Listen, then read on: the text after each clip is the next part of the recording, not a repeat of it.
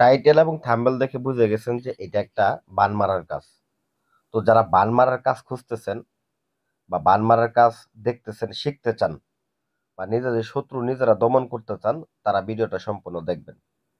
ইউটিউবে হয়তো বা আরো বিভিন্ন ধরনের নকশা, বিভিন্ন ধরনের কাজ দেখছেন। এই যে আজকে যে নকশাটা দিতেছি, স্ক্রিনশট দিয়ে রাখেন। এই নকশাটার মাধ্যমে আপনাদেরকে কাজটা করতে হবে, এবং এই নকশাটা কিভাবে ব্যবহার করলে শত্রু নিধন হবে 100%। কারণ ইউটিউবে তো এতদিন দেখে গেছেন যে শত্রু নিধন হইতেছে। আমাদের কাছে যারা আসছেন তারা হয়তো বা মধ্যে দেখা গেছে, যারা যারা ফলাফল পাইছেন তারা হয়তো জানেন যে আসলে এই কাজগুলা কিভাবে আমরা করি, তাদেরকে দেখাইছি এবং কি তারা ফলাফল পাইছে এবং কি নিজেরা চোখে বলতে প্রমাণ পাইছে।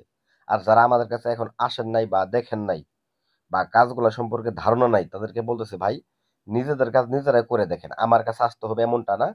নিজেদের কাজ নিজেরা সমাধান করবেন, শুধুমাত্র আমার নিয়মটা ফলো করেন। কারণ আপনি তো আমার ভিডিও একটু দেখে কাটিয়ে দেন, আপনি কাজ সারা জীবনের মধ্যে দেখা গেছে সমাধান করতে পারবেন না। এরকম ভাবে আরেকজনের ভিডিও দেখবেন, আরেকজনের এরকম ভাবে ভিডিও দেখবেন, দেখতে দেখতে দেখা গেছে যে আপনার কাজই আর হবে না। তো প্রকৃতপক্ষে আমার ভিডিও হোক বা যার ভিডিও হোক, আপনি ফলো করতে থাকেন, নিয়ম ফলো করেন এবং নিয়ম মাফিক কাজ করেন, 100% ফলাফল পাবেন। কুপুরি কাজ এমন কোনো কাজ নাই যে হয় না, প্রত্যেকটা কাজে 100% হয়। তবে নিয়মের তারতম্য আছে, কারণ ইউটিউব আপনাকে সঠিক নিয়মটা দেন, আমি আপনাকে সঠিক নিয়মটাই দিয়ে গেলাম। কারণ আমি হয়তো চ্যানেল হারানোর ভয় করি না, কারণ এগুলা নিয়ম মূল দেখা গেছে বান মারার কাজ, মানুষ ক্ষতিকরের কাজ দিলে পরে কমিউনিটি গাইডলাইনের সমস্যা হয়। তবুও আমি মূলত দেখা গেছে আপনাদেরকে আমি দিলাম, ঠিক আছে? কাজটা মতো দেখা গেছে দেখবেন, ইনশাল্লাহ মতো দেখা গেছে এই কাজের মাধ্যমে আপনার শত্রু নিধন হবে 24 ঘন্টার মধ্যে। শত্রু পৃথিবীর যে প্রান্তে থাকুক, যদি শত্রু শরীর বন্ধও থাকে, যদি বাধা বিপত্তিও থাকে, সেক্ষেত্রে তার তার কোনো তান্ত্রিকে তাকে বাঁচাইতে পারবে না, তাকে আটকাইতে পারবে না তার এই ক্ষতি থেকে। তো কিভাবে এখন কাজটাকে ব্যবহার করবেন, কোন নিয়মে করবেন, কোন সময় করবেন, এইগুলা মূলত আমি বলে দিব। কারণ এই জিনিসগুলো অনেকে আছেন মানতে পারেন না, ভাই এত কঠিন নিয়ম, ভাই এগুলো এর থেকে সহজ নিয়ম নাই। আসলে মানুষ মারা আসলে মুখের কথা না, আর মানুষ মারা এটা একটা ভালো কাজও না, এটা একটা খারাপ কাজ। তো এটা থেকে মধ্যে দেখা গেছে চেষ্টা করবেন বিরত থাকার জন্য। অতি সহজে কারো ক্ষতি করবেন না, এই বিষয়টা মাথায় রাখবেন। আর বিনা কারণে কাউকে তো এই বিদ্যাটা ব্যবহার করাই যাবে না। আর এই বিদ্যাটার উপরে অবিশ্বাস থাকলে আপনি চলে যেতে পারেন, সমস্যা নেই, কিন্তু এই বিদ্যা নিয়ে ছেলে খেলা করবেন না। এটা একটা ভয়াবহ জিনিস। এই জিনিসটা তো ছেলে খেলা করেন, হাসি তামাশা করেন, আপনার কি ধরনের ক্ষতি হবে আপনি নিজেই বুঝতে পারবেন। তো যাই হোক ভিউয়ার্স, এই কাজটা করার ক্ষেত্রে আপনাকে যে কোনো শনিবার অথবা মঙ্গলবার দিন বেছে নিতে হবে, গভীর রাত্রে, রাত 1টা থেকে রাত 3টার মধ্যে এই কাজটাকে করতে হবে। শত্রুর নাম, শত্রুর পিতার নাম নিতে হবে, পারলে শত্রুর ছবি নেবেন। শত্রুর ছবি নিয়ে শত্রুর ছবির উপর একটা নকশা অঙ্কন করবেন। আর একটা নকশা অঙ্কন করে যদি করতে পারেন যে শত্রু ব্যবহৃত কাপড়ের উপরে, তাহলে আরো ভালো। আর যদি শত্রু ব্যবহৃত কাপড় না পান, তাহলে কাপড়ের টুকরার উপরে অঙ্কন করবেন। অঙ্কন করবেন কয়টা, কাপড়ের টুকরার উপরে 2টা নকশা অঙ্কন করবেন। আর একটাকে ব্যক্তির যে ছবির উপর অঙ্কন করবেন।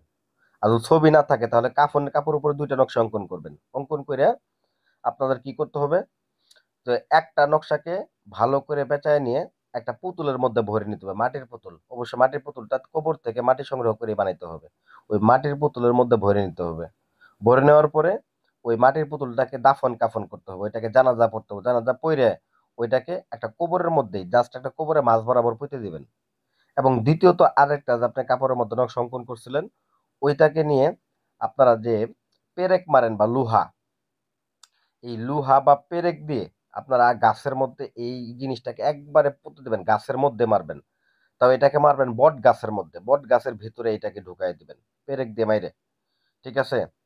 তো যাই হোক, পরবর্তীকালে আপনি যদি ছবি দিয়ে অঙ্কন করে থাকেন, এই ছবিটা কি করবেন, ছবিটাও একটা কবরের মধ্যে পুঁতে দিবেন। আর ওই যে পুতুলটা বানাইছিলেন, ওই পুতুলটার সঙ্গে ওই ছবিটাও দাফন করে দিবেন, ব্যাস। এতটুকুই আপনার কাজ। তবে এই কাজটা করার ক্ষেত্রে একটা মন্ত্র আছে। তো মন্ত্রটা বলতে দেখা গেছে আমি আপনাদেরকে বলে দিব, তবে মন্ত্রটা খুব সেন্সিটিভ। মন্ত্রটা আমি অনুমতি সহ দিয়ে দিলাম, কারণ মন্ত্রটা আপনারা কেউ অসাধু কাজে ব্যবহার করবেন না, আমি বারবার বলতেছি, কারণ এটা যেহেতু একটা বানের মন্ত্র। তবু আমি আপনাদেরকে বলে দিতেছি। তো মন্ত্রটা হচ্ছে: ওম জগতিনী চালানিকা শক্তি মগা শ্রীরাঙ্গিনী জয়ন্তী মঙ্গলায় নম কৃষ্ণ কালানিকা নমস্তুতে। ওম মাতারা অমুকং দমনায়ং, অমুকং এর জায়গায় ওই ব্যক্তির নামটা বলে দিবেন। দমনায়ং চালানিকা শক্তি মগা শ্রীরাঙ্গিনী মহাদেবায় নমস্তুতে। ওম কামাক্ষী তন্ত্র শক্তিকা জাগ্রত নায়ং অমুকং দমনায়ং মৃত্যুঞ্জয় নম নম মহাদেবায় স্বাহা। এই অমুকং এর জায়গায় ওই ব্যক্তির নাম বলে দিবেন। ধন্যবাদ সবাই।